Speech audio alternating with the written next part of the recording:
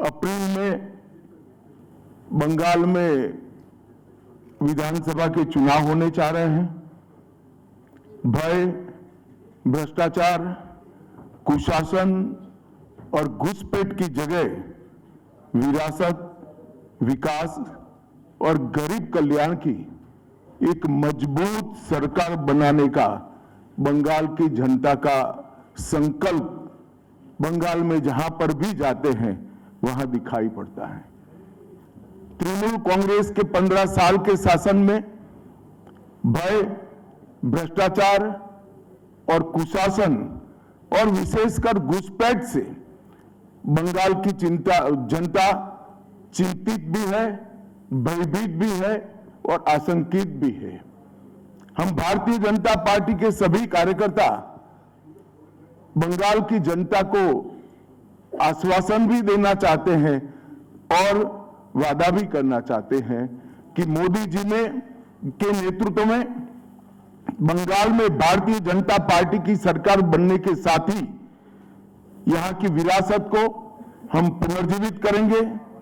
विकास की गंगा फिर से बड़ी तेज गति से बहेगी और गरीब कल्याण, जो बंगाल का आज बहुत महत्वपूर्ण मुद्दा बना है, देश भर में जहां जहां एनडीए सरकारें हैं, भाजपा सरकारें हैं, हमने गरीब कल्याण को प्राथमिकता दी है।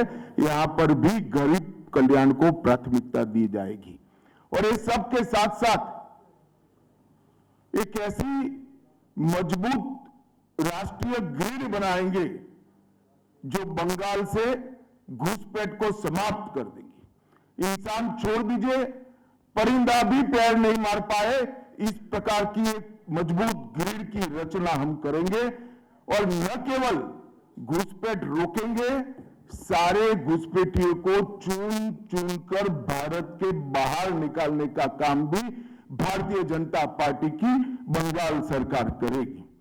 आज ममता बनर्जी के नेतृत्व में भ्रष्टाचार के कारण पूरे बंगाल का विकास एक प्रकार से थम गया है। मोदी जी की सारी लाभकारी योजनाएं जो पूरे देश में गरीबी का उन्मूलन कर रही है, यहां पर टोल सिंडिकेट के भेद चढ़ चुके हैं और हर योजना डेड एंड पर पहुंच चुकी है। 14 सालों से और भ्रष्टाचार ये बंगाल का पहचान बना हुआ है। बीजेपी सरकार का संकल्प 15 अप्रैल 2026 के बाद जब भाजपा सरकार बनेगी, बंग गौरव, बंग संस्कृति, उसके पुनर्जागरण की हम फिर से शुरुआत करेंगे। দেশের স্বরাষ্ট্রমন্ত্রী অমিত শাহ তার আরেকবার ব্যর্থ হতে চলা বঙ্গ সফরে এসে শুনলাম খুব আক্রমণ করেছেন এবং আমার নামও উচ্চারণ করেছেন। আমি প্রথমে বলি, এটা খুনের মামলার আসামি হয়ে জেলে ছিল, তার কাছ থেকে জেলের কথা শুনবো? খুনের মামলার আসামি অমিত শাহ, যখন উনি জেলে ছিলেন তখন খুনের মামলার আসামি। মামলা কিভাবে এগিয়েছে টেগিয়েছে সেগুলো সারা দেশের লোক জানেন। তো সময় দিন না, তারপর দেখতে পাবেন। আর মানুষও জানেন, যারা তদন্তকারী অফিসার তারা জানেন, যারা বিচারক, যাদের কাছে মহামান্য বিচারকদের কাছে কেস ডায়েরি যায় যে আমি আদৌ অপরাধী না নিরপরাধ, আমার একাধিক মামলা শেষ হতেও শুরু করেছে। ফলে এইসব কুৎসা গায়ে লাগছে না, যুক্তি দিয়ে কথা বলা। অনুপ্রবেশ, আপনি মশাই স্বরাষ্ট্রমন্ত্রী, আপনার বিএসএফ, অনুপ্রবেশ হলে আপনি ব্যর্থ। ত্রিপুরায় অনুপ্রবেশ নেই, মিথ্যা কথা বলছেন। কিছুদিন আগে রোহিঙ্গা ধরা পড়েছে, বাংলাদেশি ধরা পড়েছে, ত্রিপুরাতেও আছে অনুপ্রবেশ। আর দুর্নীতি নিয়ে কথা বলছেন, জেলখাটা আসামি, খুনের মামলার আসামি অমিত শাহ। যে আপনারা যাদের দিকে আঙুল তুলেছেন দুর্নীতিগ্রস্ত বলে, ভিডিও দেখিয়েছেন পশ্চিমবঙ্গে, আজকের যিনি বিরোধী দলনেতা, মহারাষ্ট্র, সারা দেশে, আসাম, যাদের বলেছেন তাদের এগেনস্টে তদন্ত চাই, হাজার হাজার কোটি টাকার দুর্নীতি অনেকে, তাদেরকেই তারপরে ওয়াশিং মেশিন বিজেপিতে নিয়ে তাদেরকেই পদ দিয়ে আবার বড় বড় কথা বলছেন। যাদের ক্যামেরায় দেখা যাচ্ছে টাকা নিচ্ছে, তাদের নিয়ে বসে আছেন, আপনি আবার অন্যদের দিকে তাকিয়ে কথা বলছেন। আমি কুণাল ঘোষ জ্ঞানত কোনো অন্যায় করিনি। জেল খুনের মামলায় জেল খাটা মামলার আসামি জেলে ছিলেন খুনের মামলায়, ঘটনাচক্রে আজকে দেশের স্বরাষ্ট্রমন্ত্রী হয়েছেন। কথা বলবেন ভেবেচিন্তে কথা বলবেন। অমিত শাহ বিজেপি গুরুত্বপূর্ণ নেতা, আপনি এসছেন কলকাতা, প্রেস কনফারেন্সও করলেন, কিন্তু কয়েকটি অসত্য কথা বলে গেলেন। নারী সুরক্ষা নিয়ে যেন ভারতীয় জনতা পার্টি চেষ্টাই না করে বলতে।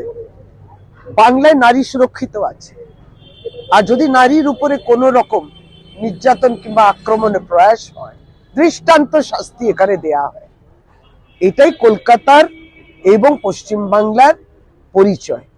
কলকাতাতে বড়দিনের কিংবা সামনে যে নতুন বছর আসবে কিংবা দুর্গাপুজোতে হলো, মানুষ কোটি কোটি মানুষ এবং মহিলারা নির্বিঘ্নে ঘুরলেন।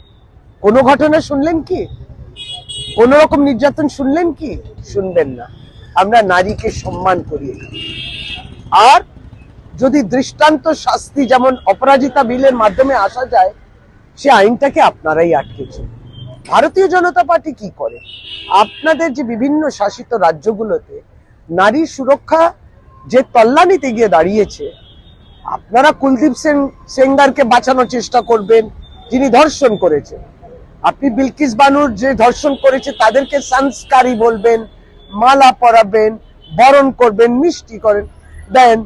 আমাদের সোনার পদক এনেছিলেন যারা অলিম্পিক্সে, সেই মেয়েগুলোর উপরে যে অত্যাচার হলো, যৌন অত্যাচার হলো, যিনি করলেন তার বিরুদ্ধে ভারতীয় জনতা পার্টি কোনো পদক্ষেপ নেয়নি। তাহলে এটাই তো বিজেপি মহিলা সম্মান, নারী সুরক্ষা নিয়ে আপনাদের যে পদক্ষেপ এবং মানসিকতা আমরা দেখতে পাই। অমিত শাহজি, আপনি কলকাতা এসে বলে দিলেন যে এখানে সব শিল্প কারখানা সব বন্ধ হয়ে গেছে। আপনারা কি জানেন 2011 থেকে 2025 মমতা বন্দ্যোপাধ্যায় মুখ্যমন্ত্রী হিসেবে এবং তার নেতৃত্বে 13.8 লক্ষ কোটি টাকা নিবেশ হয়েছে এখানে। বড় বড় কোম্পানি হোক না, সব জায়গায় হোক ভারতবর্ষে, কিন্তু বাংলাও হয়েছে। এটা আপনারা চোখ বন্ধ করে দিলেন।